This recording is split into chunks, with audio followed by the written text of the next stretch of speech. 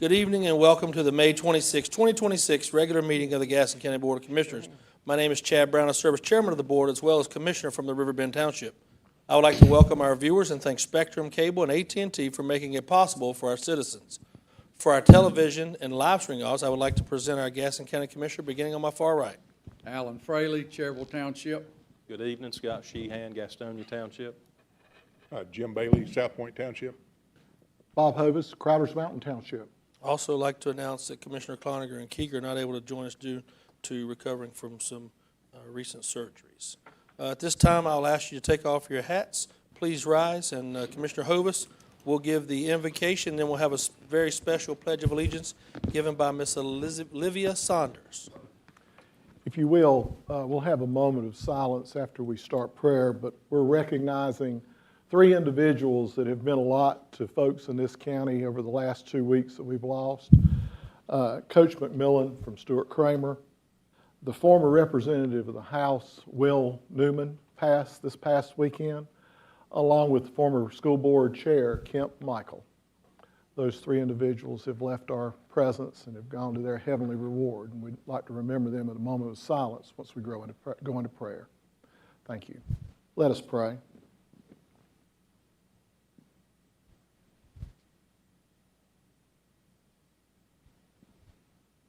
Gracious Father, acknowledging the leadership of these three individuals and the impact that they've had on many residents of Gaston County and beyond, Father, help us to be ever mindful of the presence that we have to be in your image, to do things in a way that you would be appreciative of, and to represent Gaston County with dignity, trust, and honor. We ask that you bless this board while it's doing its business meeting. We ask that you give us the courage and strength to make the good long-term decisions of Gaston County. We ask that in Christ's name. Amen. Pledge allegiance to the flag of the United States of America, and to the republic for which it stands, one nation, under God, indivisible, with liberty and justice for all.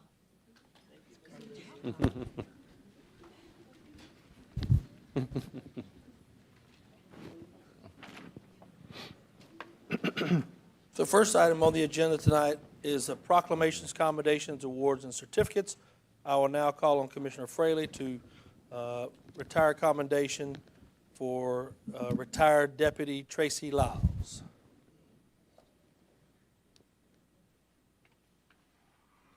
All right, TDL, come on up here. Yes, sir. My buddy Julie, you're welcome to come up and stand with him. If you'd like, anybody, Sheriff, any other people would like to stand with Tracy, that'd be great. All right, before I get started with this, I want to tell a little personal story on Tracy. A lot of y'all probably don't know this. We go way back. We've been buddies a long time, one of my best friends. But he had one of the biggest disco shows this side of the Mississippi back in the 70s. If any of y'all don't know what disco, you have to be a little bit older to remember what the disco shows. But he had the disco ball and all, the bubble machines, speakers he rolled out of that thing about the size of your car. And then he had that double turntable. He looked like Casey in the Sunshine Band back there in his younger days. He'd be dancing back there and the place going wild. But yeah, had a lot of fun. I think I got to see him make his one and only hole in one. And not mistaken, you might have seen a couple of mine. All right, here we go. Before reading this, well, I'm going to read it right now. Sorry, kind of should have left that out. I want to recognize Tracy Lyles for his outstanding service to both our nation and Gaston County. Deputy Lyles served proudly in the United States Air Force from October of 1980 through June of 91, with assignments in Charleston Air Force Base, which I visited him down there after he got Airman of the Year, by the way, down there, South Carolina. He did overseas tours in Italy from 83 to 85, including 6 months at RAF Upwood in England, and service in Greece from 86 to 87, before concluding his military career in, Keesler Air Force Base in Biloxi, Mississippi, where he was honorably discharged following more than a decade of dedicated military service. Following his time in the Air Force, Deputy Lyles worked with Leroy Russell from 94 till 98 before joining his family's business, College Building Supplies, where he worked alongside his father, Don, from 1998 until 2017. During that time, he also served on the Economic Development Board, which I appointed him to. He did a great job helping support economic growth efforts that contributed to projects such as bringing Dole Foods and other companies to Gaston County. After the passing of his father, Deputy Lyles returned to public service with the Gaston County Sheriff's Office under Cloninger and now Hawkins, continuing his commitment to serving the citizens of Gaston County. Whereas Deputy Tracy Lyles retired from Gaston County Sheriff's Office on May the 1st, 2026, with 13 years of credible service at Gaston County Sheriff's Office. And whereas Deputy Lyles has requested he be awarded the service sidearm and badge worn during his service with Gaston County Sheriff's Office pursuant to the North Carolina General Statute 17F-20A and the Board Resolution number 259 dated October 27, 1983. Now, therefore, be it resolved by the Gaston County Board of Commissioners that the badge worn by Deputy Lyles be, in his service sidearm, Glock Model 45, be declared surplus equipment. The badge worn by Deputy Lyles will be given to him in honor of his service with Gaston County Sheriff's Office. The service sidearm Glock number 45, Model 45, be permanently retired by the Gaston County Sheriff's Office and offered to retire Deputy Lyles the price of $1.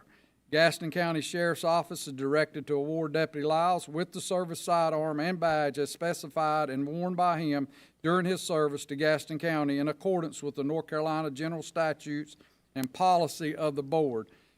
Be it further resolved that the Gaston County Board of Commissioners expresses their sincere gratitude and dedicated service of Deputy Lyles and wishes him the best in his retirement, to be adopted the 26th day of May, 2026. And, Madam Clerk, I think I've got $1 here. I'm gonna pay for his sidearm.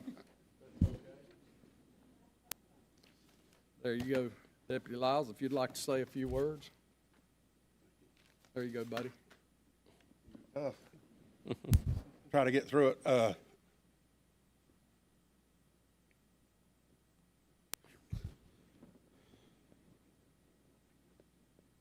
want to thank first our Lord Jesus Christ and Savior, and the sheriffs who've allowed me to come back and work. And I know most of you worked at the building supply, enjoyed it, had a great time. But my father told me when he passed, before it, he said, I know you like law enforcement, go back in it. And that's what I did. And I hope I served y'all well. Appreciate the sheriff, Chief Radford, all of you. Love y'all. Thank you very much.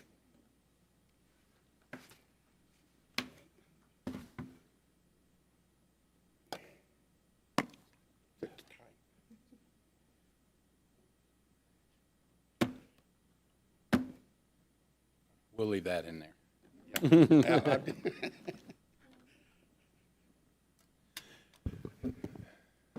So, Deputy Lyles, Tracy, I want to thank you for your service, not only to our county for so many years, but to our country. And I also want to thank you for your friendship over the years. I think I probably met you about 30 years ago. We were out qualifying. So even though he left law enforcement to go full-time with the business, he remained on as a reserve deputy, showing his commitment to our county.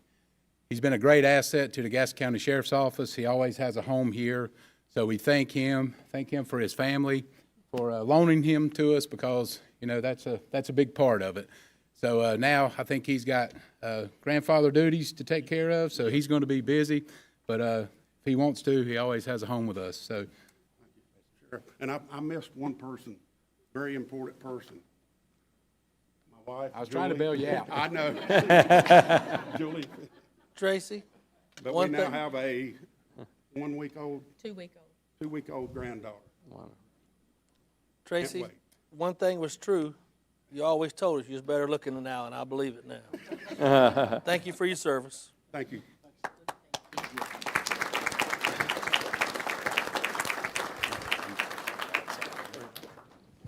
The next proclamation, commendation, and award certificate goes to Commissioner Hovis. Is going to be communications proclaim recognized June 19th is Juneteenth Day in Gaston County.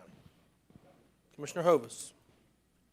Thank you, Mr. Chair. I believe Dr. Guthrie's here to accept this. Tasha White had a conflict and couldn't be here, and she has stepped in. Anyone else that would like to join Ms. Guthrie is more than welcome to do so. So good to see you, dear. Yes, ma'am. There you go. Good. Thank you.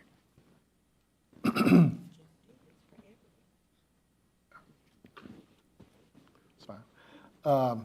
Whereas President Abraham Lincoln signed the Emancipation Proclamation on January the 1st, 1963, declaring that the enslaved people in the Confederate territory free, paving the way for the passage of the 13th Amendment, which formally abolished slavery in the United States. And whereas word about the signing of the Emancipation Proclamation was delayed for some 2.5 years until June the 19th of 1865 in reaching authorities and African Americans in the southern portion of the United States. And whereas the celebration of the end of slavery, which became known as Juneteenth, is the oldest known public celebration of the end of slavery in the United States and has been celebrated by the African American community for over the last 150 years. Whereas Juneteenth commemorates African American freedom and celebrates the achievements gained through dedication, education, perseverance, and greater opportunities, while reminding each of us of the precious promises of freedom, equality, and the opportunity which are at the core of the American dream. And whereas the first Juneteenth celebrations were a time of reassurance, prayer, and gathering of family members and neighbors, and today continue as a time of remembrance and celebration within communities across the country, promoting knowledge and appreciation of American history and culture and respect for all people.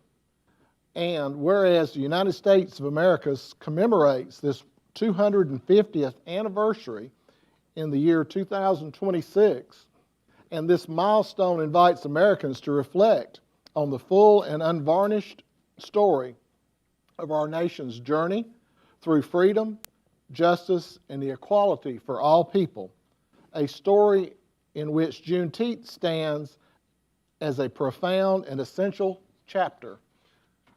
And whereas Gaston County is proud to support the 8th annual Gaston Ebony Fest Juneteenth Festival, organized by Help Carolina Incorporated in partnership with the African American Museum of History and Culture in Gastonia, led by Dr. Dorothy Guthrie, and the activities included in the Juneteenth Kickoff Festival on Saturday, June the 13th, 2026, the Teen Summit on Sunday, June the 14th, the Ancestry Research Presentation on June the 15th, hosted by the Gaston County Public Library, the Teen Farm to Table Experience on Tuesday, June the 16th, sponsored by the Keep Gastonia Beautiful, and the Juneteenth Festival, Parade, and Fireworks Finale on June 19th at the Rotary Pavilion under the theme Rooted in Resilience.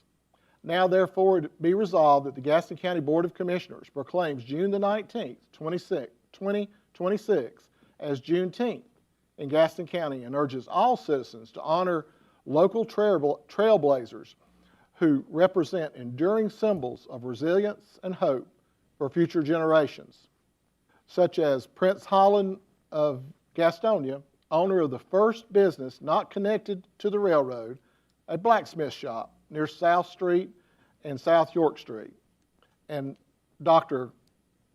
Dot Guthrie, founding curator and director of the African American Museum of History and Culture in Gastonia, which celebrates its 7th year as a living legacy dedicated in preserving the stories and cultural roots of our community. This will be adopted the 26th day of May, 2026. Ms. Guthrie, thank you so much. Thank you so much. Thank you, Vice Chair Hovis, to Chairman Brown, and members of the Gaston County Board of Commissioners. It is indeed an honor for me to stand before you this evening to accept this special proclamation as founder and executive director of the African American Museum of History and Culture, located in the historic Lorry Mill. I am very, very pleased to hold this in my hand. I want to congratulate Ms. Tasha White and the Ebony Fest and Juneteenth Festival Committee for their dedication as well as for their commitment. To me, this is more than a formal document. To me, this is a powerful recognition of shared history, resilience, and a journey that we have been on, and it's a never-ending journey. However, we know how to stop along the way to celebrate historical significance and events such as yesterday, Memorial Day, in July, America 250.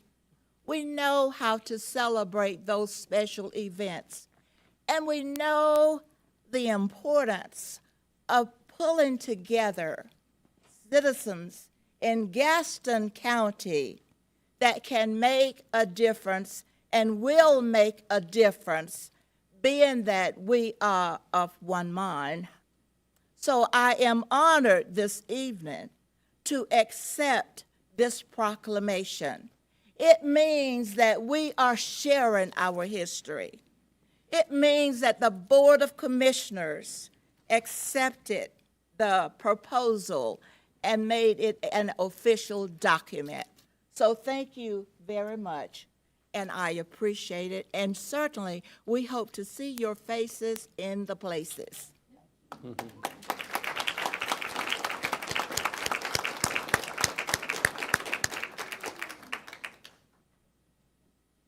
The next item on the agenda is public hearing. The commission will now take citizens' comments for 2 public hearings.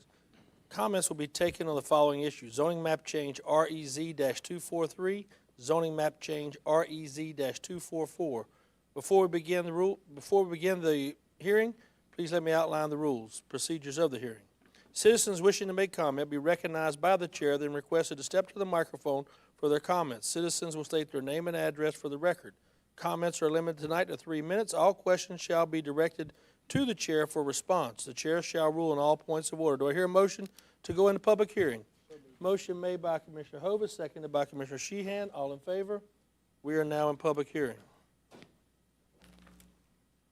The County Commission will now take citizens' comments on public hearing, zoning map change REZ-243, Zachary Carper applicant. Ms. Peyton Wiggins, Land Development Manager, Building and Development Services, will provide a brief overview. Once she has completed her comments, citizens' comments will be taken. Ms. Wiggins. Thank you, Mr. Chairman. REZ-26-03-06-00243 is a general rezoning request from Zachary Carpenter for 2 parcels, PID 169984 and 312523. The owner applicant is requesting to generally rezone the parcels from the R1 Single Family Limited Zoning District with U.S. Urban Standards Overlay to the R2 Single Family Moderate Zoning District with U.S. Urban Standards Overlay. The property is within the center of the county, north of Dallas town limits, just east of Highway 321. The ortho photo shows that the parcels are currently vacant and wooded. The northern property is 2.4 acres and the southern property is 3.66 acres for a total of 6.06 acres for the request. This portion of the county is primarily all residential with a variety of housing types throughout the surrounding area. According to the environmental map, there's no flood on the properties, and there is a gradual 22-foot decrease in slope from the northern portion of the north property to the southern portion of the southern property.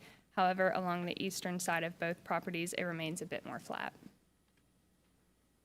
The zoning map shows the subject property is R1, with R1 throughout most of the surrounding area. There are a few parcels with I2 and C1 zoning in the larger vicinity.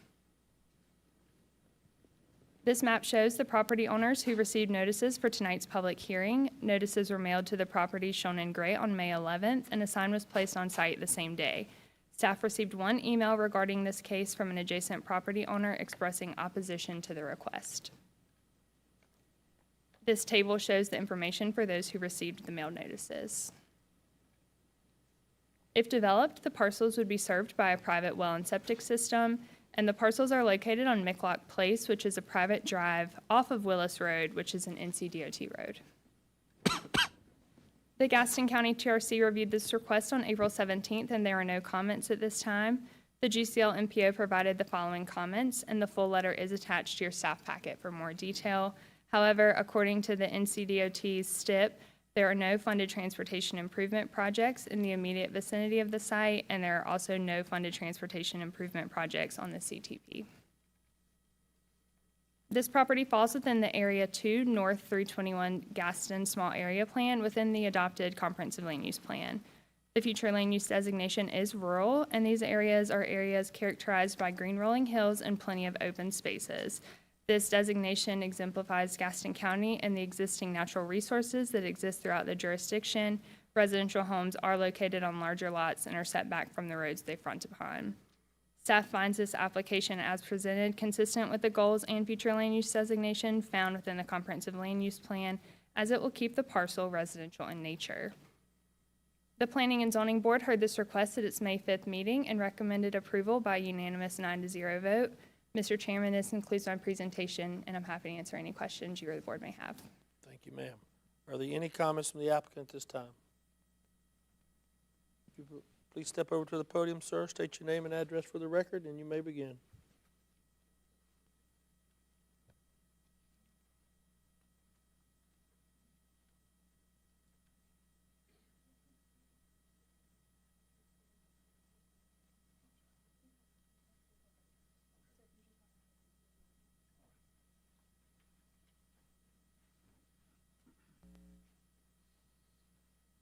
Thank you, sir. I just wanted to say my name is Zachary Carpenter. I currently reside at 754 Willis Road, which is about a quarter of a mile or less from the property that I've purchased. I did purchase the 2 parcels of property because I would like for my children to get to grow up and be raised in a manner similar to the one that I have been. The reason for the rezoning request is simply due to financial and where a modular home is slightly less with having 3 children that I'm working on raising currently, and I just want them to get to grow up and be able to go outside and play in the woods as I have. The only plans that we have for the home is a private well and septic, and to keep it as a single residence on both parcels of property. Other than that, I just want to be able to coexist peacefully. You just have a seat right there, and then we'll get right back to you. Yes, sir. Thank you. Any citizens wishing to comment on this time?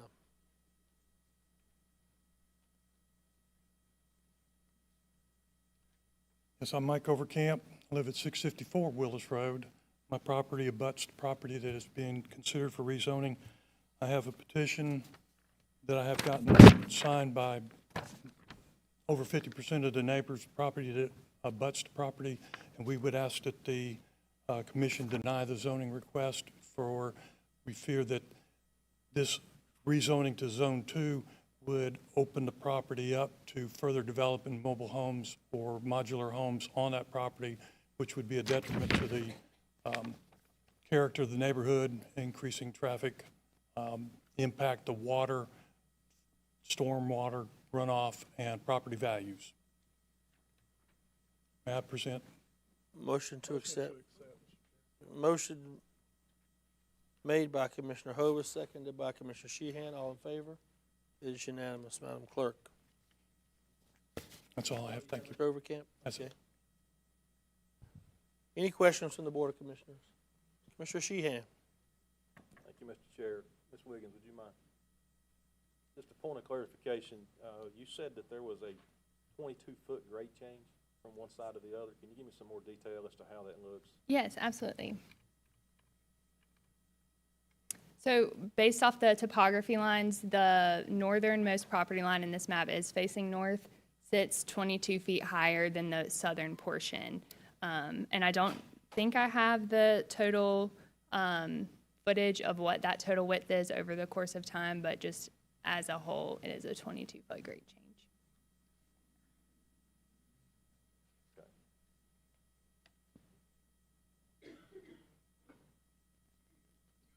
Thank you. Commissioner Hovis? The conversation was this is access via a private drive. What's the width of that private drive, if I may ask? That width would be our standard 20-foot easement. The plat was platted in 2019, and it has our standard 20-foot access easement typical on it, So it is a deeded easement? and platted. Okay, thank you.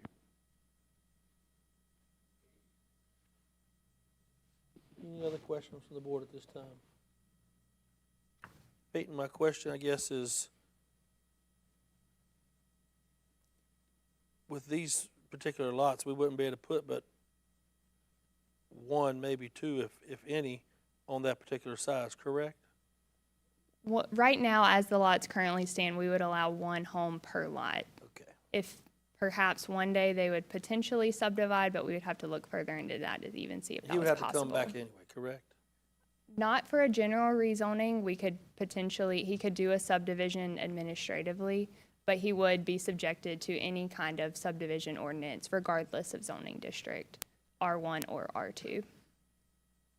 Any additional comments that need to be made by the board? Hearing none, I will declare the public hearing closed. Just to recap, the Planning and Zoning Board recommended approval by a 9-0 vote, finding that is reasonable in the public interest and consistent with the goals of the comp plan, as it will keep the parcel residential in nature and envisioned by the rural and general infrastructure. Do I hear a motion to approve? Do I hear a motion to approve? Still have to have a motion and a second, even though it may not be approved, just because it comes under, that's the new board rules, correct, Brian? So even if it's disapproved, it does have to have a motion. Motion made by Commissioner Sheehan, seconded by Commissioner Hovis. Any discussion? All in favor? All opposed? It is unanimous, Madam Clerk. The next item is the Gaston County will take comments on public hearing zoning map change REZ-244. Sarah Wooten is the applicant. Ms. Peyton Wiggins, Land Development Manager, Building and Development Service, will provide a brief overview. Once she has completed her comments, citizens' comments will be taken. Ms. Wiggins. Thank you, Mr. Chairman. REZ-26-06-03-26-00244 is a general rezoning request from Sarah Wooten for PID 168347. The owner applicant is requesting to generally rezone the 11.63 acre parcel from the R1 Single Family Limited Zoning District with U.S. Urban Standards Overlay to the R2 Single Family Moderate Zoning District with U.S. Urban Standards Overlay. The property is north of the town of Dallas, just west of Highway 321. And the ortho photo shows the site is currently vacant with a large pond in the center. This portion of the county is primarily residential with a variety of housing types throughout the area. The environmental map shows that there is no floodway on the property and that there are major topographical challenges. The zoning map shows the subject property is R1 with R1 throughout the entire area. There is a small area of C3 farther out to the southwest of the subject site. This map shows the property owners who received mail notices for tonight's public hearing.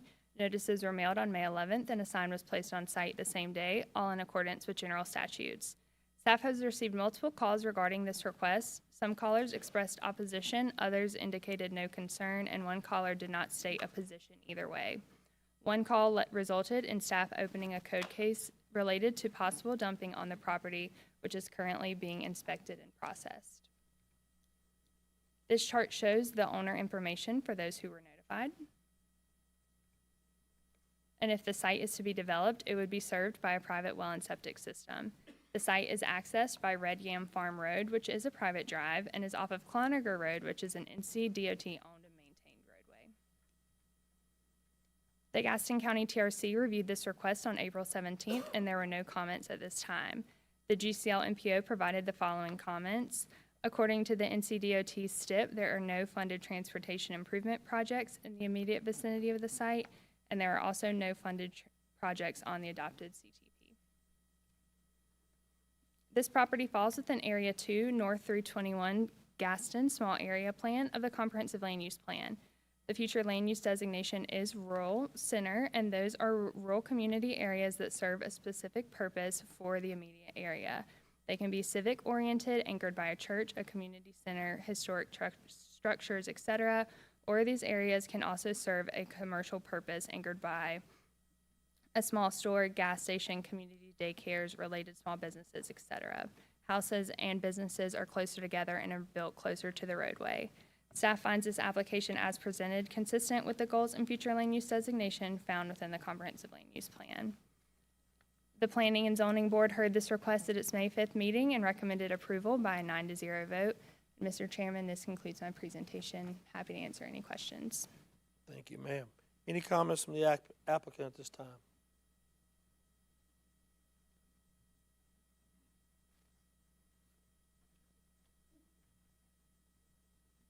Seeing none, any citizens wishing to come? Oh.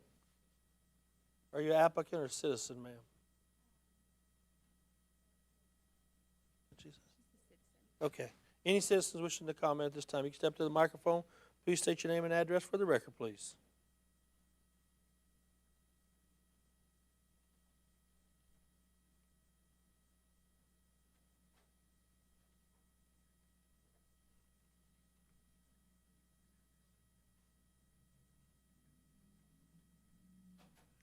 Hi, I'm Kayla Vernon. I am the owner of parcel 168355. I bought this parcel 3 years ago. My property easement goes through the property in question that we're speaking of today. I would ask that the board block the rezoning as there is a dump, illegal dump. It's a gully filled with garbage and trash that's visible from my property easement that I feel is negatively impacting my property values. I've opened up a zoning investigation, and my request is that the board deny it until that investigation is completed and the property owners clean up the trash. With me today, I brought pictures of that, and I can hand those to you. Favor? It is unanimous. You can hand those to the clerk, please.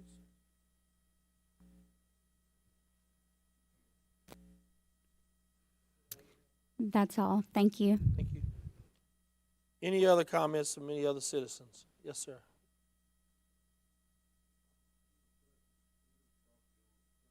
Just come state your name and address, please, sir. And we'll get right back to that with Ms. Wiggins.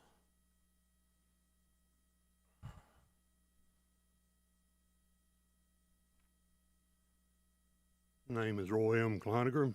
Own the property adjoining that. I'd like to know who's dumping the trash where. And if this is approved, how are they going to get into that? My driveway is a private road. I have not deeded access to anyone over it. The only person I have deeded access to is Stephen D. Webster. who deeded him right away through my cousin's son.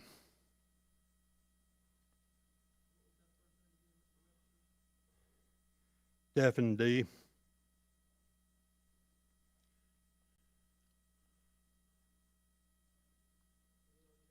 Is Pardon? that all you have? Well,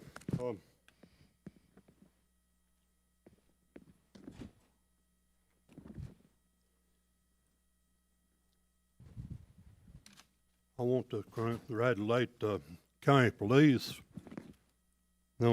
Several years ago, they come up in my farm on private drive around the barn and give my son a citation for discharging the firearm in the city limits.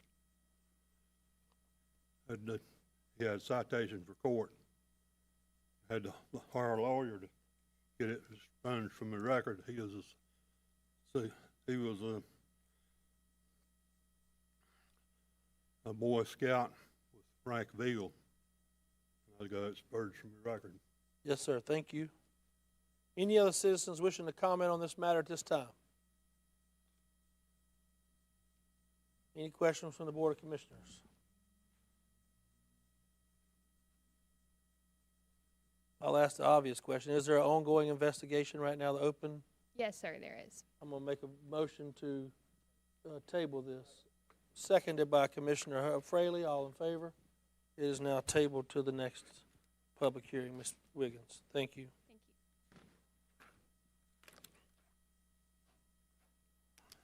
you. Next item, approval of the business agenda. Are there any revisions to the business agenda items that need to be pulled tonight? Seeing none, do I hear a motion to approve the business agenda as presented? Motion made by Commissioner Hovis, seconded by Commissioner Sheehan. Any discussion? All in favor? It is unanimous, Madam Clerk. The next item on the agenda is citizens' recognition. A portion of the board's agenda is set aside for the purpose of allowing citizens the opportunity to offer comments and suggestions. The comment period is not intended to require the commission or staff to answer any questions or provide a response. Questions requiring a response shall be answered as soon as possible through the county manager's office. Tonight, we'll be limited to 3 minutes.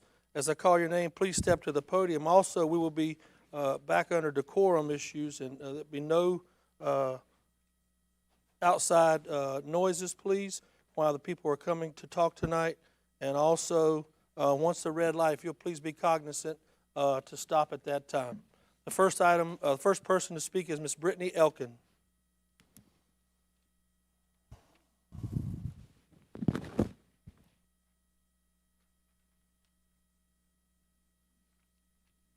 Brittany Elkin, High Ridge Court, Gastonia. I've been told that there are commissioners who believe that education is just the topic of the day.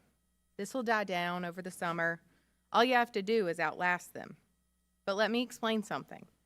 I've gone through a cumulative 27 months of pregnancy, 65 hours of labor, delivered 3 8-pound babies, and parented those children through enough tantrums to be trained for the long game. Every mother in this room and in this county has endured some of the most difficult experiences a human can endure for the sake of her children. So please understand when I say this. We are not going away. We are organizing. And if you are betting that parents will eventually get tired and move on while you continue treating education like an afterthought, you will lose that bet. To avoid any confusion, let me be crystal clear about what we are asking for. We are not asking you to raise property taxes. We are asking you to prioritize our schools.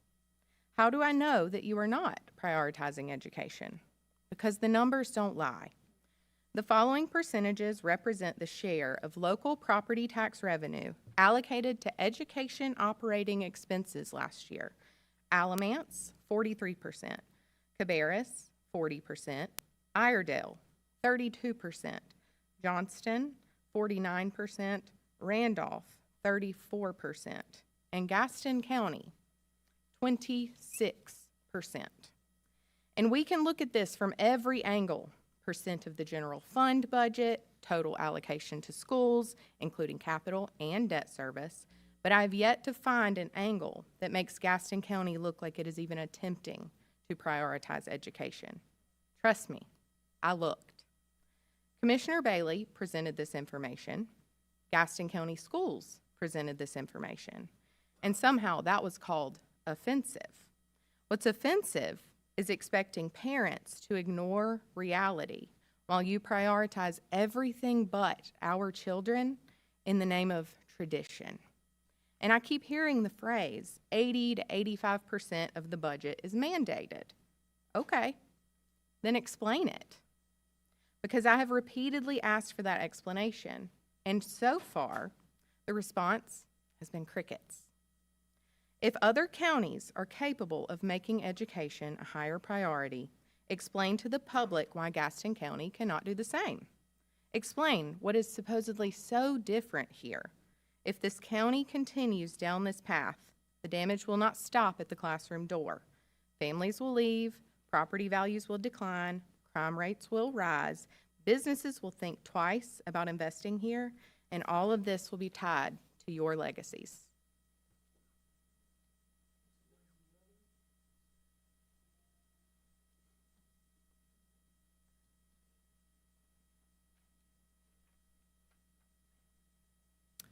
My name is Lindsay Weathers. I live at 3403 Donington Way in Gastonia. I spoke last week at the Gaston County School Board meeting as one of the lead middle school counselors within this county.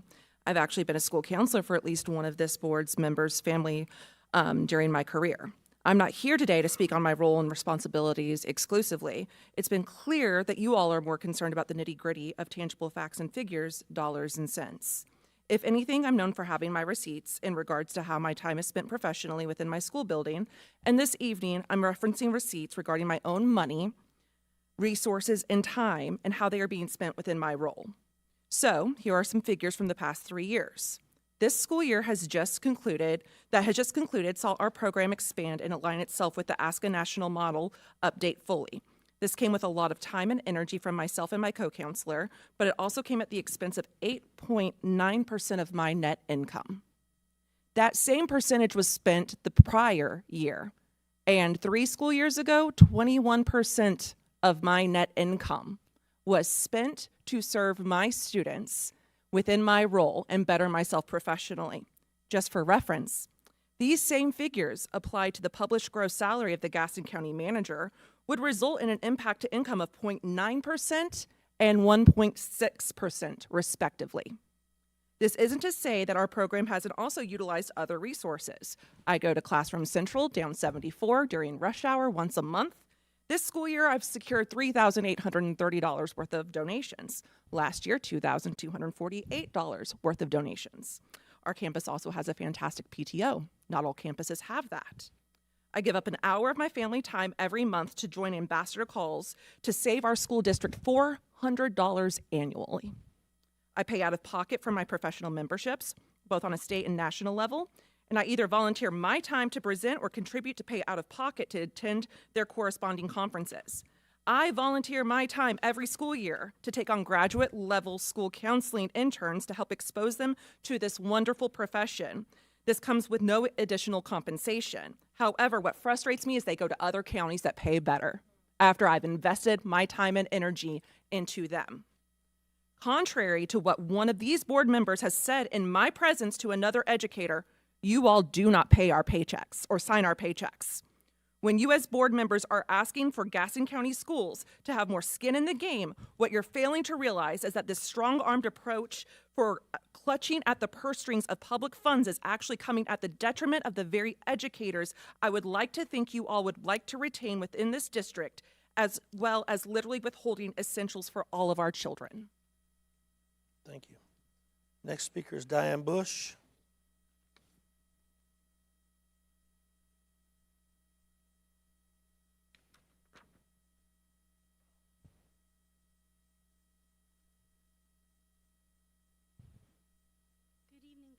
Commissioners, my name is Diane Bush and I live at 1408 Pueblo Court in Denver, North Carolina. Thank you for letting me speak tonight. Recently, a grandmother came to my school in tears. The only person she wanted to speak with was me, because both she and her grandson trusted me. That trust was born from four years of serving students at her grandson's school as their school counselor. Her grandson had expressed suicidal thoughts. I sat with her. I listened. I comforted her. Then I immediately assessed the student, connected the family with resources, and helped him get the support he needed. I'm grateful to say he is now doing better and receiving outside counseling services. But I often wonder what would have happened if I had not been there. That question is what keeps me up at night. As a school counselor in Gaston County, I've recently been notified that I will now serve 2 campuses of a combined over 1,000 students versus my previous assignment at a campus of averaging around 400. While I'm not afraid of a challenge, my training tells me that serving over 1,000 students across 2 campuses, more than 4 times the recommended school counselor to student ratio, is likely dangerous. I fear this arrangement steals the time and emotional capacity needed to build the kinds of critical relationships that make a child feel safe enough to ask for help.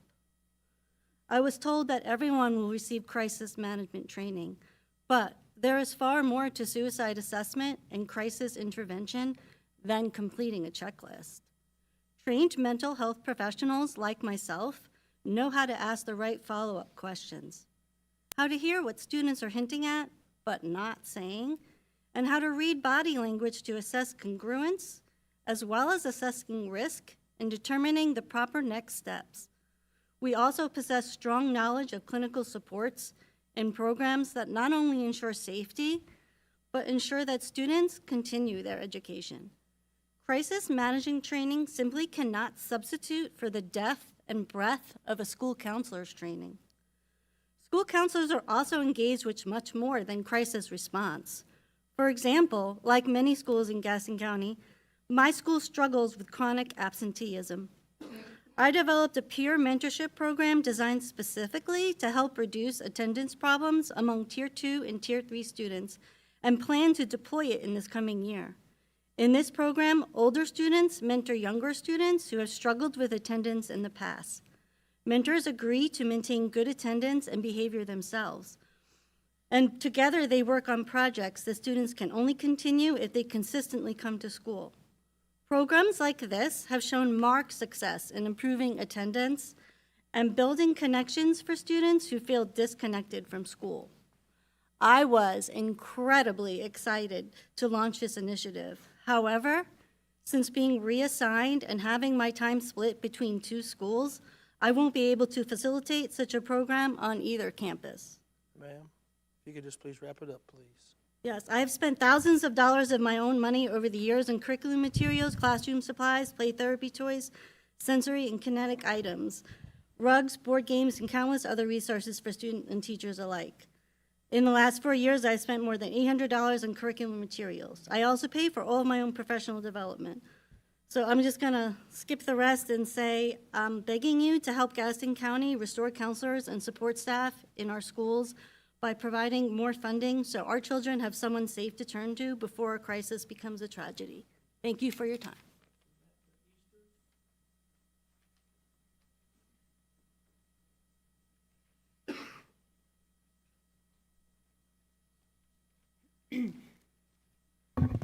Good evening. A county's budget is more than numbers on a spreadsheet. It's a reflection of values. It tells the public, Samantha Easters, 205 Red Oak Court in Gastonia. It tells the public what leadership believes is worth investing in and what it is willing to leave behind. And what many of us have discovered is not just frustration over funding levels, but growing concern about transparency, accountability, and leadership itself. Because transparency is not simply posting pages of PDFs online and expecting the average taxpayer to decode them. True transparency means people can clearly understand where revenue is coming from, where it's going, why certain priorities are chosen, and why some investments can continue growing while others fall behind. Accountability means more than balancing a budget.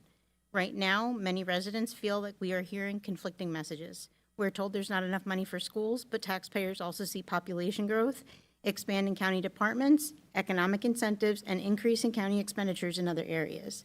We're not asking we're not asking for perfection. We're asking for clarity. Why has education funding failed to keep pace with neighboring counties? And how can Gaston County expect to compete economically in the future while investing only 18% of its budget into the very system responsible for educating its future workforce? One of the most influential leadership concepts in recent years is the idea of starting with why. Not what are we funding or how do we maintain the budget, but why are we making these decisions in the first place? Why do communities invest in schools? Why do families choose one county over another? Why do businesses invest in growing communities? Because education is about more than buildings and spreadsheets. It's about the kind of future a county chooses to create. Communities do not experience long-term growth by accident. They grow because leadership is willing to think beyond the next budget cycle and invest in the systems that shape the future of the county itself. The counties surrounding us recognized this years ago. They planned for growth, they invested intentionally, and now they're seeing the result of those decisions.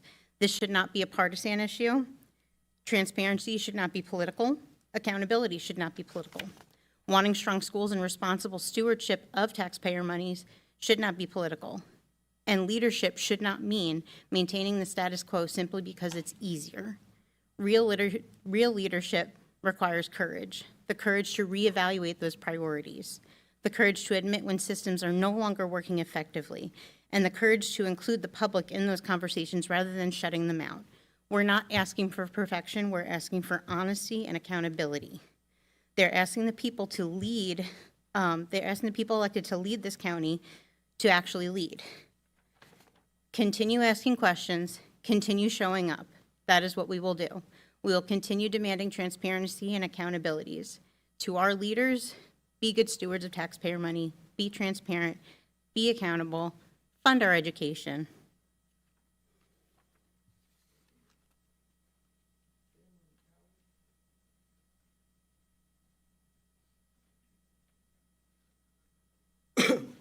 Hello, my name's Cameron Cowell, 3241 Wicklow Lane.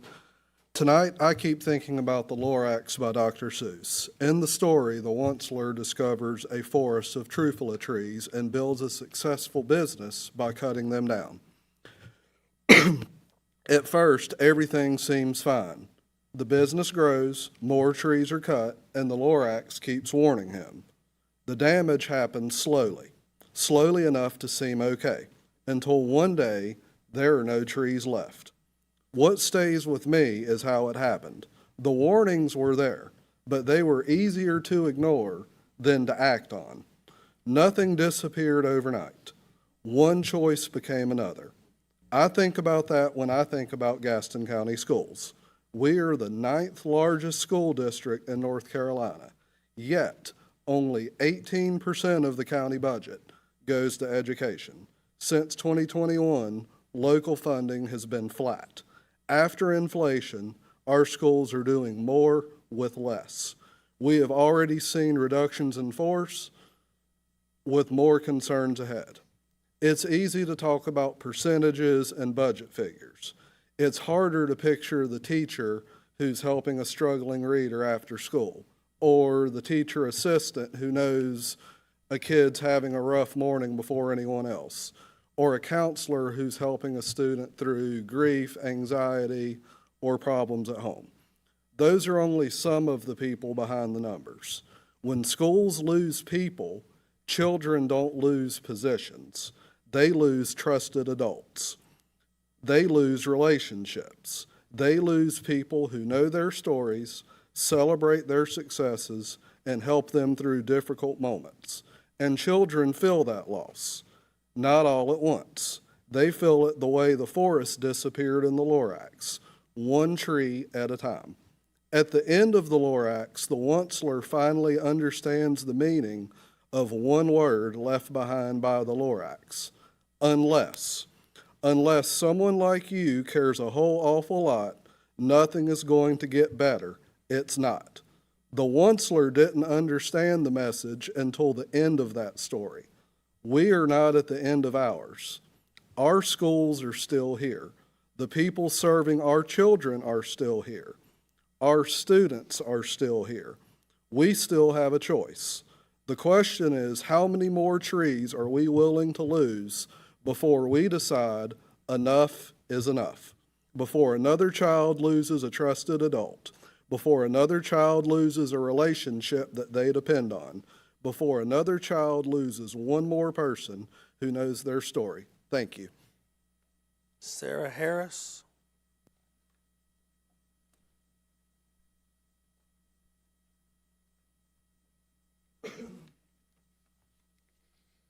Good evening, Commissioners. My name is Sarah Harris, and I live at 3524 Country Club Drive.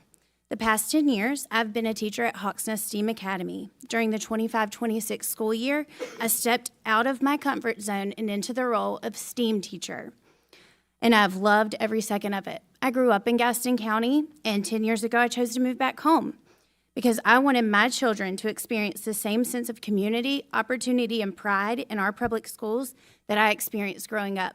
But today, I can honestly say it's not the same.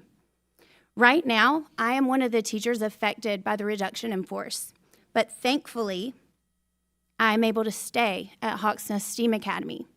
But we cut a STEAM teacher from a STEAM academy. And if this is happening at one of the top performing schools in the county, a school with incredible teachers, strong family support, and a wait list of 150 plus students, I can't imagine what schools with fewer resources are facing. At Hawksnest, we have multiple positions open, and those teachers are leaving for charter and private schools or their neighboring counties for better pay and better support. Even more concerning, we have staff actively searching for and interviewing elsewhere. This is not just a staffing problem, though. This is a warning sign. As a STEAM teacher, I teach my students to solve problems using the engineering design process, and honestly, I think our county needs to use that same process right now. Step one, we have to ask ourselves, what is the problem? The problem is that our public schools are underfunded, our educators are overwhelmed, and our students are paying the price. And somewhere along the way, we stopped working together and started blaming each other. But the truth is, if our public education system is struggling, then all of us have a responsibility to fix it. Because when public education weakens, communities weaken. 2, imagine. Imagine what Gaston County could become if we fully invested in our schools. We do not lack talented educators, hardworking students, or hardworking people who care. We lack investment. 3, plan. We need a real commitment to public education funding, not temporary fixes or Band-Aids. We need competitive pay, and we need resources that support both students and teachers. 4, create, and this is where you guys come in. You have the ability to help create a future where public schools are places people want to teach, learn, and stay. An investment in schools is not an expense. It's an investment in economic growth, public safety, and the future of this county. 5, test. Look at the schools that are succeeding despite the challenges. Look at the teacher turnover numbers and the vacancies in neighboring counties, drawing educators away. The data is already testing the system for us, and right now, our system is failing. 6, improve. We cannot keep waiting until this situation becomes irreversible. Every year we delay meaningful action, we lose more experienced teachers, more programs, and more trust from families. I'm almost done. Improvement requires action. Finally, step 7, we have to reflect. In STEAM, reflection is one of the most important parts of the process. They explain what worked, what failed, and how they can improve. That is what our community needs to do right now. We need to honestly reflect on where we are, acknowledge that the system is not working the way it should, and be willing to share that responsibility together. Years from now, what do you want to say about this moment? Did you ignore the warning signs, or did we come together as a community and decide that our children were worth investing in? I came back to Gaston County because I believe in this community and the school system, and I still do. But belief alone will not fix this. Action will. Please stop viewing education funding as someone else's problem to solve. It belongs to you. It belongs to me. It belongs to all of us. Thank you. And I have a copy of my speech for all of you. If y'all. Motion made by Commissioner Sheehan, seconded by Commissioner Bailey. All in favor? Taylor Saunders. Thank you.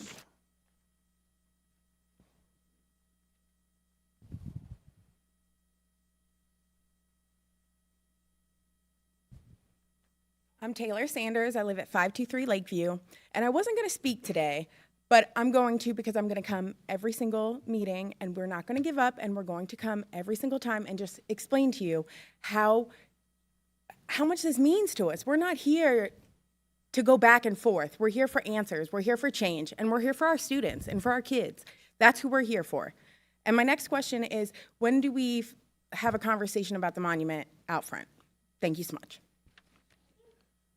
Next person is Deanna Graham.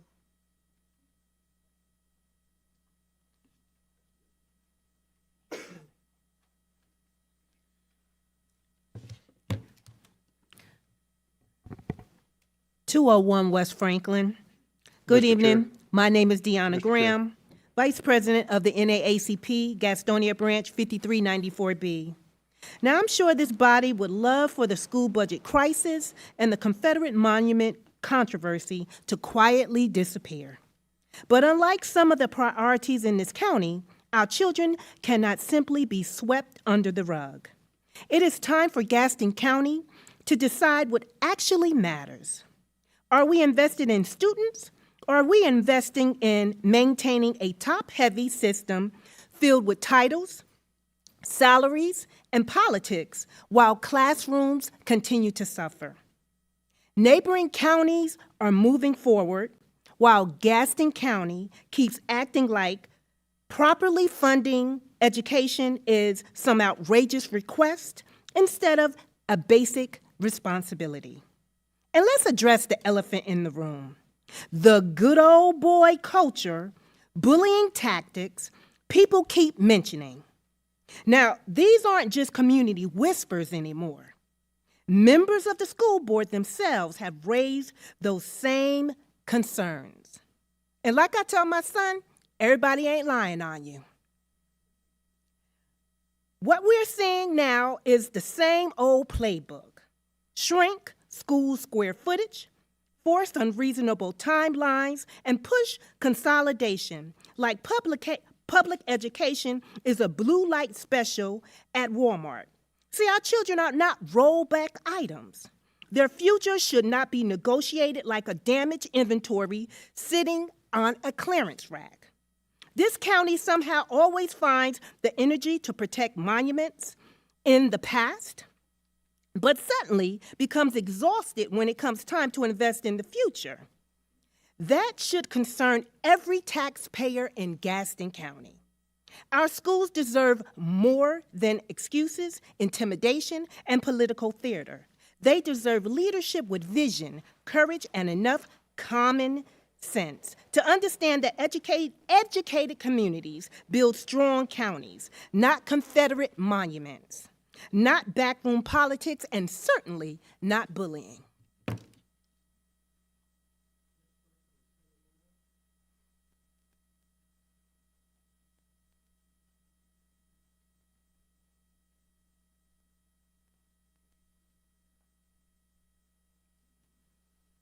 Good evening, Commissioners. Tonight I want to start by taking you back to school. Every one of you has a why, a reason you chose public service, a belief that brought you into these seats to represent this county and make decisions that shape its future. My why is this. When I stand before God at the end of my life, I would hope I would have not one single bit of talent left, and I could say I used everything you gave me. That quote is from Irma Bombeck. That is why I stand here today, because I believe the responsibility I have to my students, to my profession, and my community is not something to hold back or stay quiet about when something is not aligned to reality. This is my hometown. And right now, when we look at that reality, the numbers are clear. Roughly 85% of the children in Gaston County attend public schools. That means our public schools are not one of many systems. They are the primary system serving the vast majority of the county's families every single day. Yet education funding from the general fund sits closer to 16%. And that gap matters because 16% does not reflect 85%. A 25% allocation is not an arbitrary request. It is a proportional responsibility, If 85% of our students are in public schools, then investment in that system is what serves them should reflect that scale. Education should not have to be second to public safety. And I want to be very intentional about that comparison. We are quick to ask education to consolidate, to reduce, and to prove efficiency at every turn. But I think it's only fair on that same level of scrutiny is applied across all county operations. Before we talk about closing schools or consolidating classrooms, we should also be willing to ask difficult questions about every part of the county government, including overlapping structures, square footage, and administrative systems that are rarely placed under the same pressure. If we are going to demand efficiency from one sector, then every sector, law enforcement, administrative services, and county operations should be held to the same standard. And let me be clear, I have always backed the blue. H-135 is one of the best men I've ever known and loved, and it's one of the reasons I'm standing here. So I'm not against blue at all. But I'm tired. I am tired of seeing education treated as the place where we balance the budget last instead of planning it first. I'm tired of watching educators across the county travel across district lines just to find meaningful supplement pay while staying committed to serving this community. Smaller counties with less revenue raised are doing more, Lincoln and Iredale. Higher taxes are not the answer. Prioritizing allotment is what we need. None of us entered this profession for wealth, but I also did not enter it to stay silent while this system I serve consistently positioned at the back of funding priorities. So I will end where I began. If 85% of our students are in public schools, then education is not supporting function of the county, the government, it is the system. And yet, when we look at decades of budgeting decisions, we have never seen alignment anywhere near that proportion. Not 25%, not close. This is not criticism, it is a fact pattern, and it is exactly the problem. Because what that tells us is not that education is unimportant, but there has been consistently funded below the scale of what it actually is. At some point, we have to decide whether we're going to keep managing that gap or finally close it. Moving education closer to 25% of the general fund is not radical. What is radical is accepting anything less when 85% of your children, the people that voted for you, are in public schools. And it is time, because when public education fails, so do our communities, our schools, and our future generations. Thank you.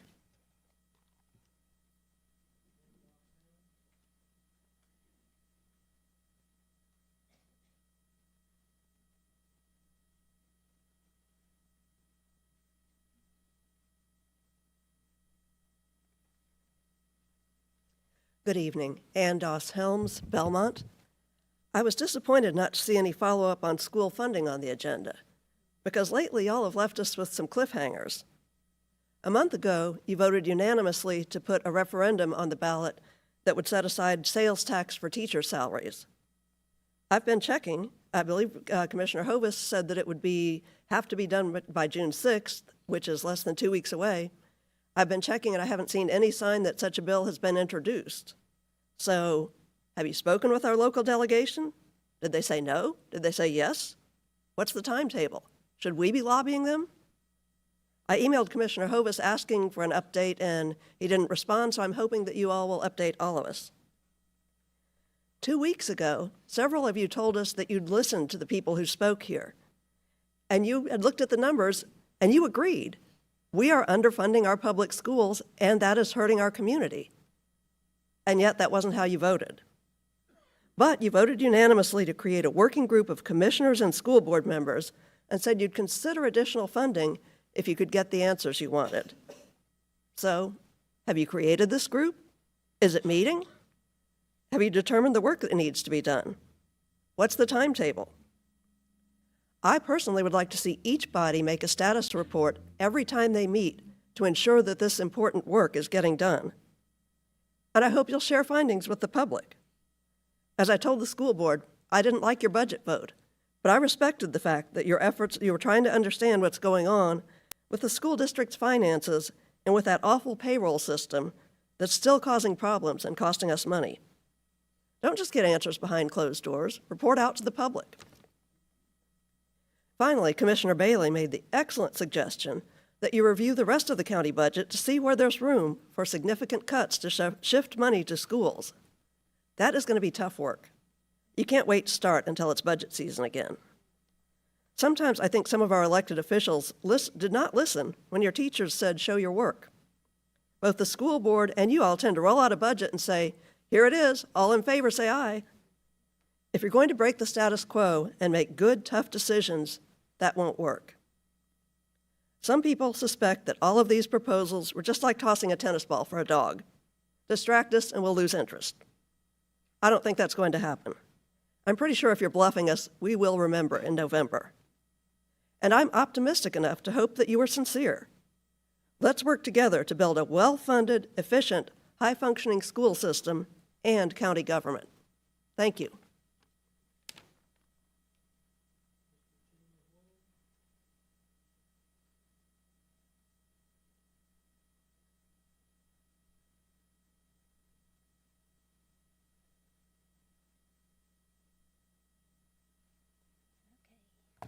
My name is Virginia Hoyle. I live at 205 Crossing Avenue.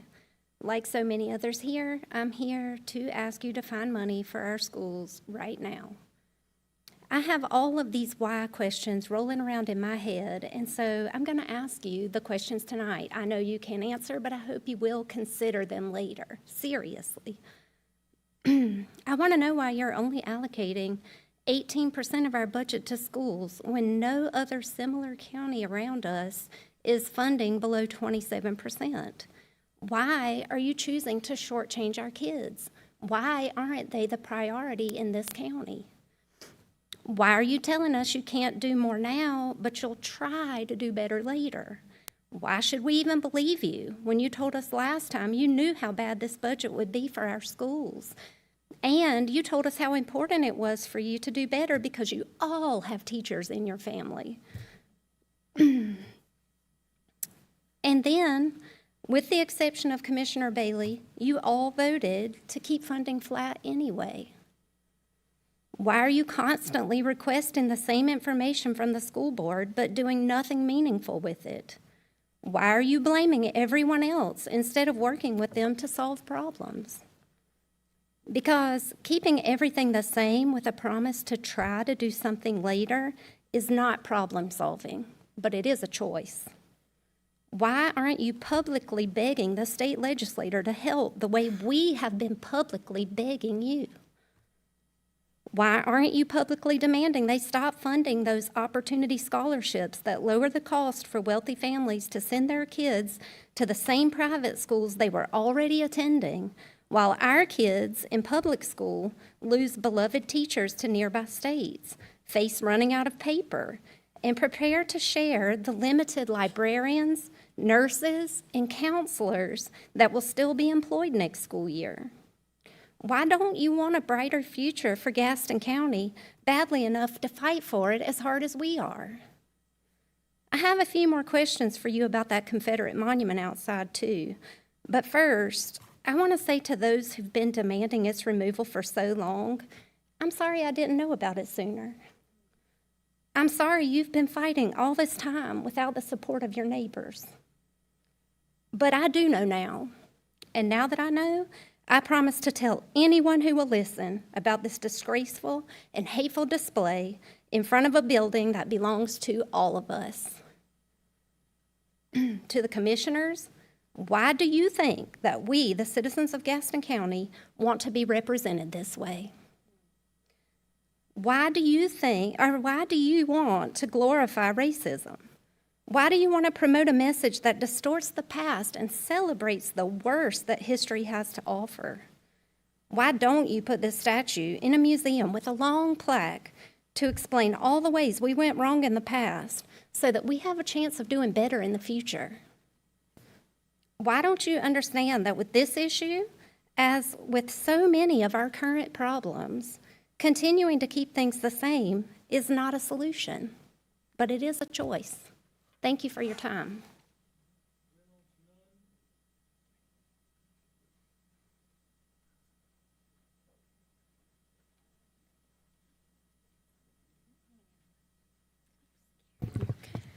This is Reynolds Nunn. We live on Fairfield Drive in Gastonia. Hi, my name is Reynolds Nunn, and I am a rising fourth grader at McCannville Elementary School. I wanted to speak today to share about how the problems with funding for public schools is affecting students like me. A couple of months ago, I found out that we are losing our school counselor and our librarian. This made me very sad because these two staff members are an important part of our school. Miss Griffin, our school counselor, has helped us come out of our shells and learn to stand up for ourselves through her weekly lessons. This year has been challenging, and when I've had a hard time in class, she would pull me to spend one-on-one time with her. We would talk about life, my feelings, and how to cope when things feel tough. This time has helped carry me through this school year. Our librarian, Miss Horde, has introduced us to books through our time in Media Center. This has encouraged us to read regularly and has taught us how to use our imaginations to learn. I served as a media helper this year. I was also chosen to be a member of the Battle of the Books team for next year, but without a full-time librarian, this opportunity may not happen. The problem with resources for our school is not just affecting our specials classes. Ms. Conroy, a teacher's assistant who's been at McCannville for 11 years, is preparing to go to another school. She graduated with her teaching degree this year and is being forced to leave because our school can't offer her a classroom teaching position. She has taught my two brothers and me in kindergarten and is a face everyone knows. Knowing that Miss Conroy, Miss Griffin, and Miss Horde won't be at my school next year breaks my heart. Individuals like specials teachers and teachers' assistants are a meaningful part of elementary school. Without them, kids like me will suffer. I love all my teachers and staff, and it would be so sad to watch them leave. But leaders like you can help. Please choose to support our county schools by providing the money that is needed to keep the people who directly impact students each day in their jobs. This will make a difference that will last for generations to come. Thank you for your time.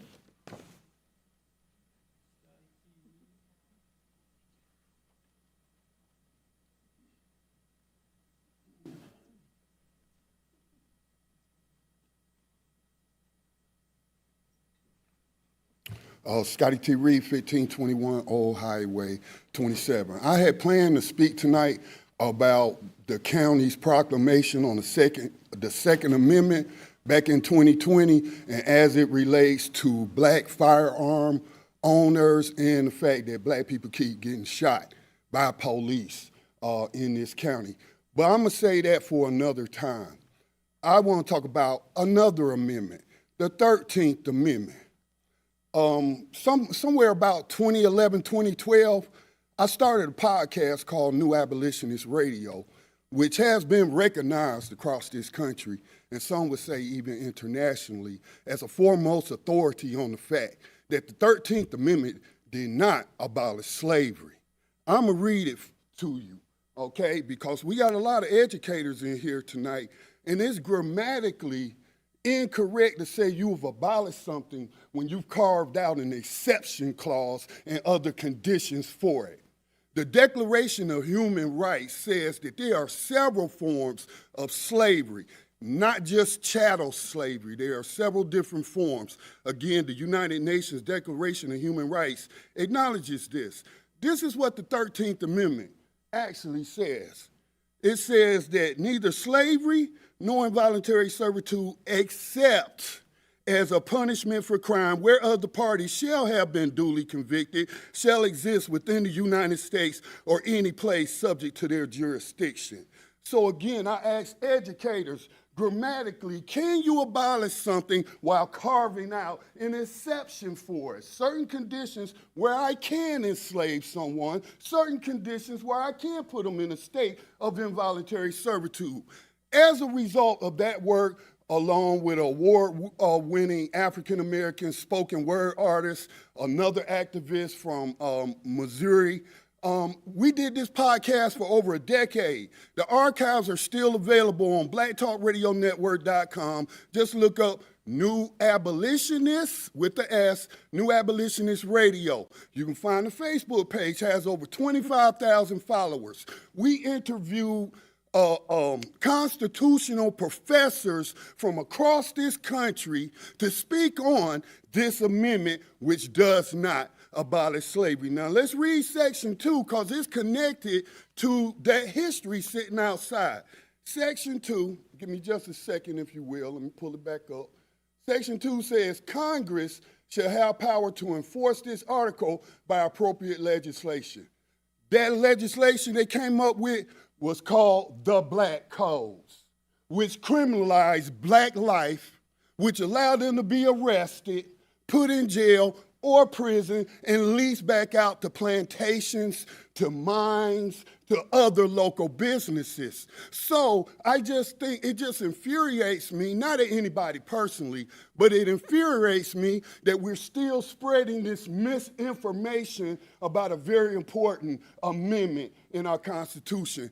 In North Carolina, as well as the federal government, has had a legislation introduced to change that language and remove that exception clause, and several states have changed their state constitutions to remove that language, including North Carolina, but the bill still sits outside of committee because our Constitution says that we allow for involuntary servitude as punishment for crime. It totally abolishes slavery, but you're just playing semantics. Slavery and involuntary servitude.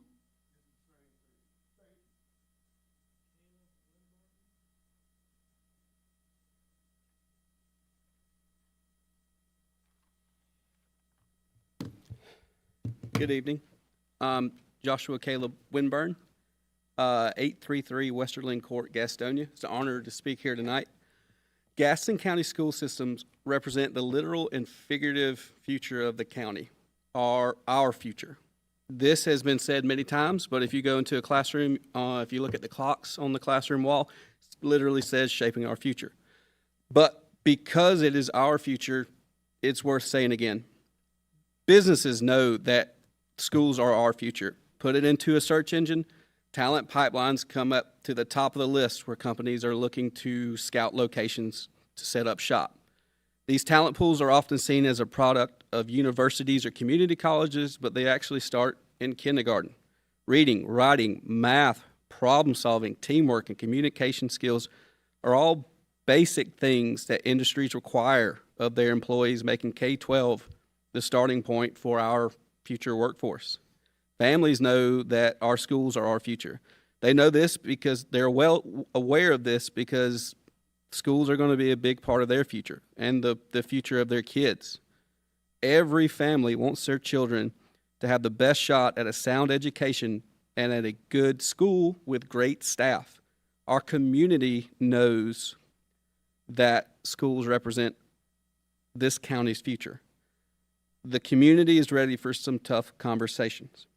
Gaston County Commission has taken the local property tax rate from 87 cents in 2018 and back down to its current rate of 59 cents, a reduction of more than 25 cents per $100, an achievement. But with the budget maximized and cuts to any other area causing harm, the conversation about how to adequately fund our schools needs to happen now. An increase of 1 cent at the current tax rate for a $400,000 home increases the tax burden for that family $3. The same cent as revenue for the county will generate between $2.5 and $3 million. Another option for funding our future, a great name by the way, is the quarter-cent sales tax option. If approved by the state and then approved by the voters, it could generate $9 or more million. The simple math says without cuts to other areas, there can be no new funding for schools. With the future of 30,000 kids of this county on the line as nurses, counselors, arts programs, librarians, social workers, and administrators and teachers all being cut in our local schools, this year is time to not to give up hope, but to go into our community and have an honest conversation about some difficult choices ahead.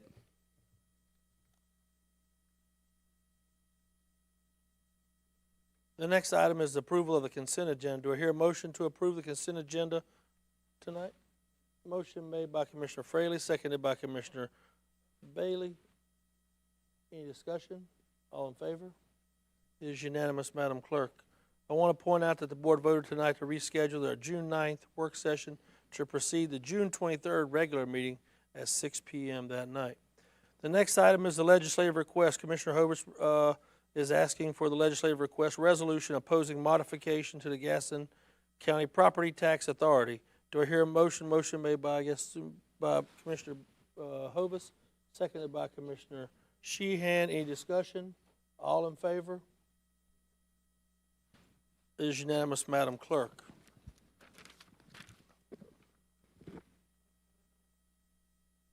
Appointments, Commissioner Fraley. Yes, sir, Mr. Chairman. I have one. It's a reappointment, Workforce Development Board, Ms. Donna Caskey.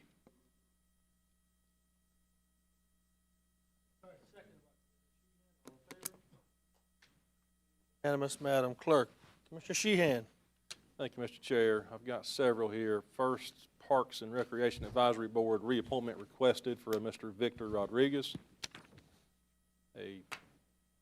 Do them all? Yep. I've got a Parks and Recreation Advisory Board, a reappointment for Mr. Peter Rue. Workforce Development Board, reappointment request for Mr. Brandon Price. Workforce Development Board, reappointment for a Mr. Brandon Love. Seconded by Commissioner Sheehan. All in favor? It is unanimous, Madam Clerk. Commissioner Bailey. Yes, I have a few. For the Council of Aging, reappointment for Dr. Edward Smith. And then for Parks and Recreation Advisory Board, I have Mr. Monte Leon and Martha Stowe, excuse me. And then the Regional Aging Advisory Committee, Dr. Edward Smith. Second. Seconded by Commissioner Hovis. All in favor? Unanimous, Madam Clerk. Commissioner Hovis. Thank you, Mr. Chair. I have three tonight. The Parks and Recreation Advisory Board, Mr. Chris Gewen, seeking reappointment. Travel and Tourism Advisory Board, I have two, Ms. Andrea Stevens and Mr. Monte Montalone. And reappointments. And also for Workforce Development, Justin Grindstaff. Seconded by Commissioner Sheehan. All in favor? It is unanimous, Madam Clerk. I have one for the Transportation Advisory Board, application received from Mr. Charles McGinnis. Second. Seconded by Commissioner Hovis. All in favor? It is unanimous, Madam Clerk. Full board appointment. I have a couple here. Fireman's Relief Trust Fund, reappointment request from Mr. Harold Fulbright. Second. Seconded by Commissioner Hovis. All in favor? It is unanimous, Madam Clerk. Have one for Parks and Recreation for Commissioner Kathy Cloninger to be reappointed as ex officio. Seconded by Commissioner Sheehan. All in favor? It is unanimous, Madam Clerk. Reports, Commissioner Fraley. None, Mr. Chairman. Commissioner Sheehan. Thank you, Mr. Chair. Just real briefly, on May the 16th, I was able to visit the Gaston County ECA facility at the Lucille Tatum Center. I think Mr. Keeger had also arrived earlier in the day, but I missed him there. One of the main outreaches of that organization is the construction of knitting of blankets for babies in the NICU unit, as well as our veterans and members of our unhoused community. That's a fantastic organization. Thoroughly enjoyed my time there. If any of you are doing any spring cleaning in your house and have any yarn that you want to get rid of, they love taking those donations. Please reach out to them. If you want to help them financially, they also have a QR code and a Zeffy link that I think I will get to Ms. Buff. If you could get that posted, please. But if you have time to go by and visit those ladies, please do so. It would be a true blessing to anyone that goes. Thank you, Mr. Chair. You're not familiar with the Lucille Tatum. It is actually right next to the Osceola campus for the school board. Commissioner Bailey. Nothing at this time, sir. Commissioner Hovis. Yes, Mr. Chair, I have a couple items in reference to our request that we sent to the local delegation to repurpose the quarter-cent sales tax that was given along with to other counties for transportation. Since we don't do transportation, that request was given, and we talked about that, if I'm not mistaken. That went out the end of April, is when that went to the assembly. We got the packet out, sent that to the legislator. I've called a couple of times, got not a lot of response myself. That's the reason I haven't been able to update anybody, because I didn't know anything. But this morning I reached out, knowing we had this meeting tonight, and Mr. Torbett sent me a response to my question. I will read that response. Waiting a bit to decide based on ultimate financial impact budget and bills may now have on county finances. We have talked about giving y'all a more complete financial status once finalized in case it might lead you to altering your request.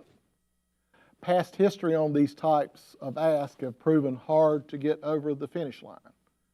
And we sit here now, I think the short session started April the 20th. We sit here today, if I'm not mistaken, today is the 26th of May. The next is part of his text is the response from staff explaining we cannot modify tax for transit, but if determined, could enter a new local bill for a new sales tax for education, which was the purpose of us asking to repurpose that tax. Deadline for local bills has passed in the House, and I am unaware of the Senate rules on local bills deadline, sounding like it would have ended up somewhere in an existing germane bill if one is available. And that's, it could be a local bill. It would need to authorize a new quarter-cent sales tax for education in lieu of the tax under Article 43. 43 cannot be modified for a single county to levy a tax other than for public transportation. That's from legal staff today at 11:45. I have not responded to anybody. Ms. Helms, I apologize. I figured I'd have an audience here that we welcome to share that with. Meet with the Board of Education representatives to sit down and go over a sustainable ask going forward for those locally funded positions.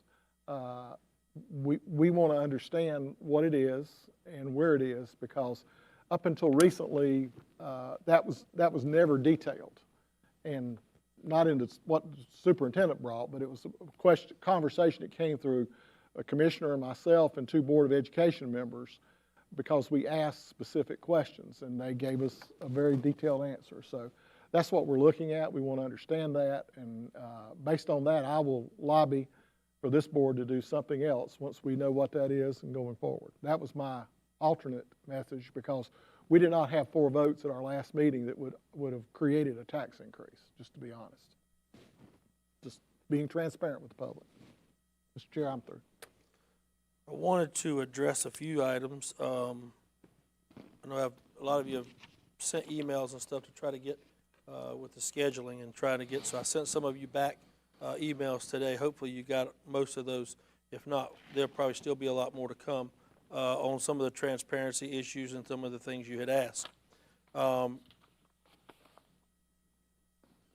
no time do I want anybody in this audience to think that we don't hear you. And the reason I say that's because we come across to try to figure out what we have to do, not only for the 36 other agencies, but also to the schools. And we want to make sure that we do the best we can. And I want to try to dive into this. So one of the things I'm going to do tonight, I'm going to put this board together for Commissioner Hovis had asked me to sit on it. I don't know if anybody else would care to sit on it to meet Commissioner Sheehan. So Madam Clerk, I will initiate Mr. Hovis and Mr. Sheehan to sit on that. And Jenna, if you can get some people from your board is to get that together, and then they can get appropriate times through Morgan and Matt, I guess, to work on that. There's a lot of issues that are floating in different places, and I'm going to ask for some of the teachers to try to meet one-on-one, just so we can try to get some dialogue, because I think we need that. And the reason I say that's because we hear so much, and we hear good, bad, ugly, everything in between. And so we get kind of figuring out where the bumpers are in the road.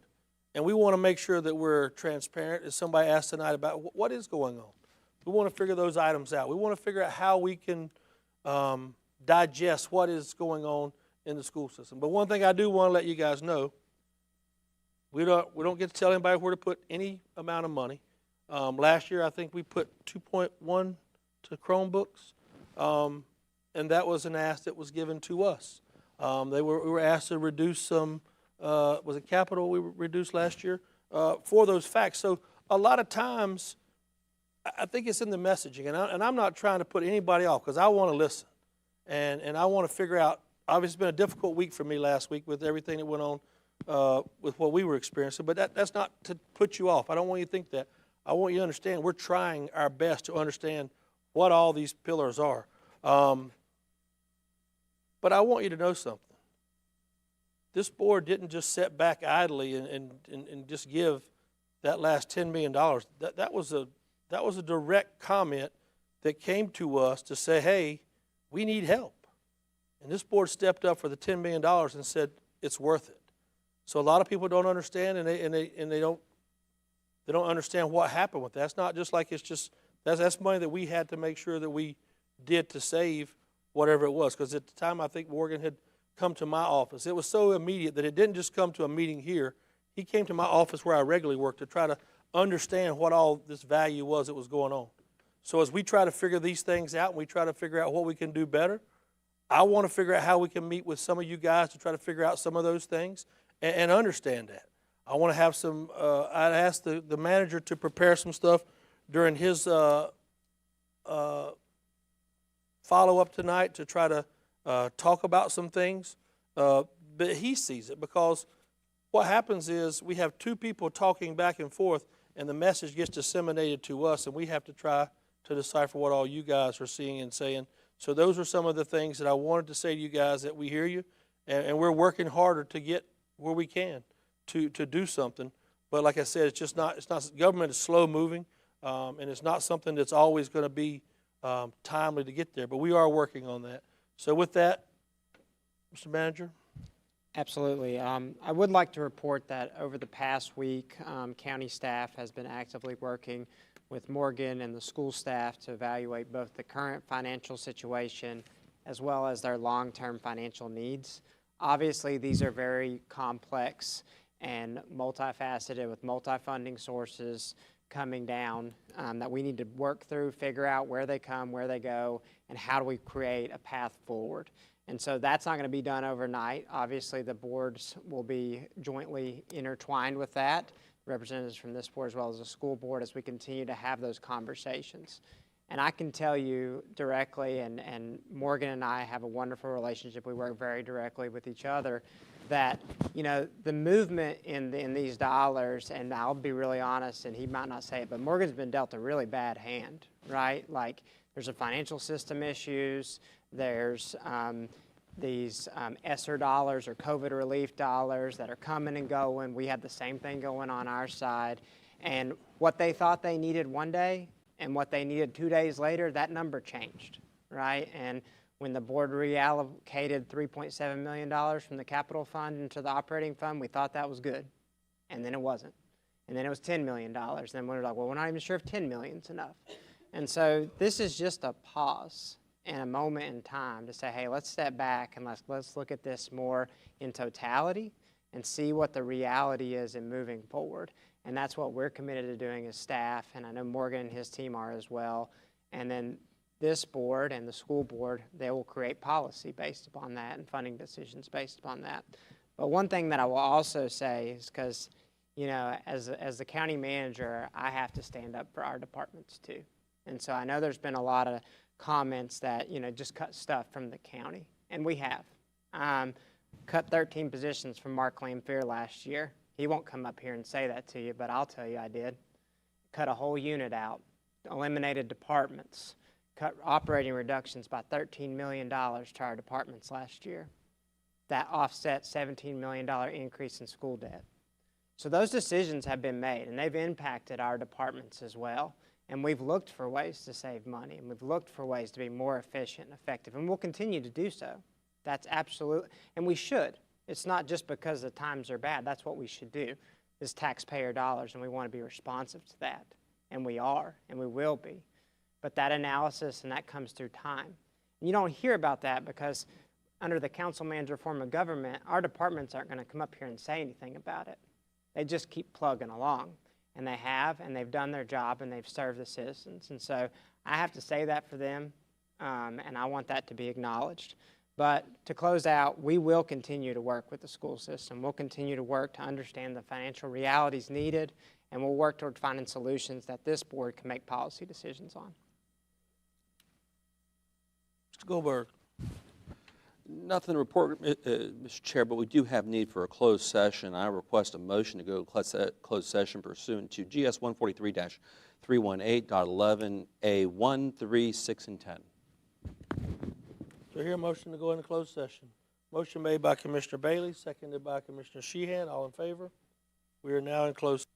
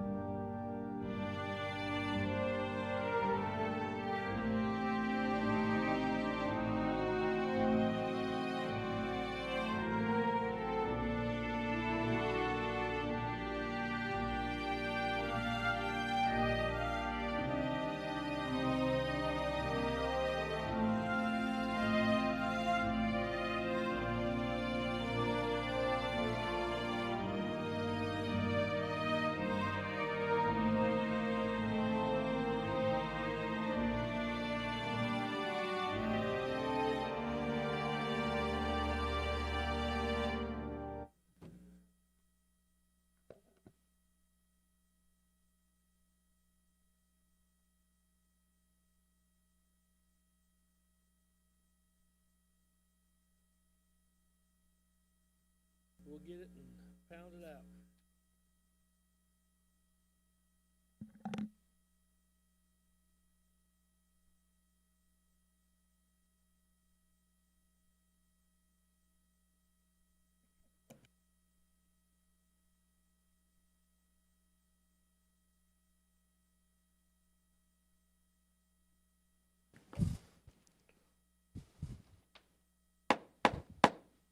Do I have a motion to come back out of closed session? So moved. Motion made by Commissioner Sheehan, seconded by Commissioner Bailey.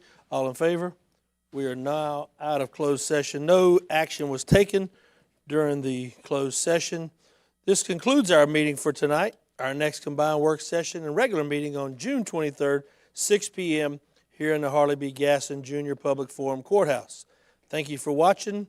If you have any questions, please remit those comments to Donna S. Buff at 704-866-3196. Good night, Bullis.